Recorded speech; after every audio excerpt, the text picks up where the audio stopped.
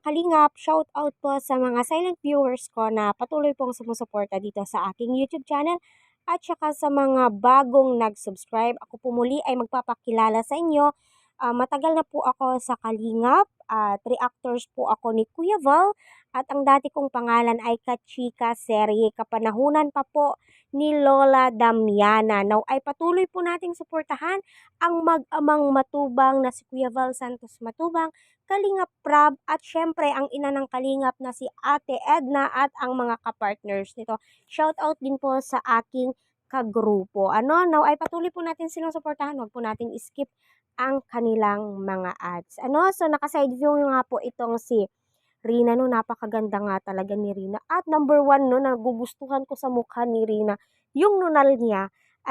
So napakaganda ng nunal ni Rina at napakatangos po ng kanyang ilong. So ito po nga yung mga napansin na mga charity vlogger sa kanya.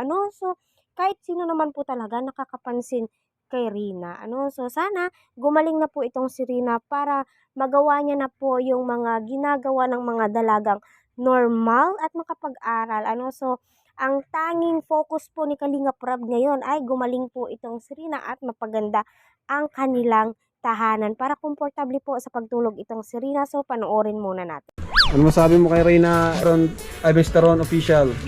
Nakikita ko lang dati sa video pero totoo pala. Yung sa video tsaka sa personal, maganda talaga. Maganda talaga. Mas maganda sa personal. Maganda sa personal. At ito naman yung pangalawa na nagpapatunay din. Yan, mas gwapo. Pakilala ka Kuya Jens, Engineer Jens. Oh. Hello. Ay, grabe. Kumusta? Ano? Gwapo? Gwapo? Reyna. Gwapo din ka. Reyna, gwapo yan, gwapo? Silence means yes. Silence means yes. Sino gwapo? Si Edo, si Kuya Jens. Ano masabi mo Kuya Jens kay Reyna? Maganda tsaka lang babae. Ha? Tangkad. Tangkad.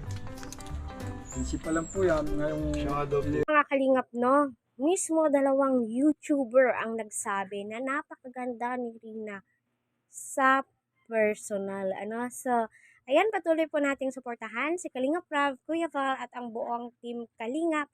Para sa akin, nagpapasalamat po kami na mga supporters and especially sa mga viewers na patuloy na tumatangkilik kay Rina na idinidalangin ang kanyang maagang paggaling para makapag-aral na nga po itong si Rina at kahit papaano malaki po talaga yung progress ni Rina sa kanyang health simula nang matulungan po nila Kalingap Prab at si Lolo mismo ang nagsabi na gumaan po ang pamumuhay nila Rina at siya nung natulungan po sila at na-vlog ni Kalingap Prab.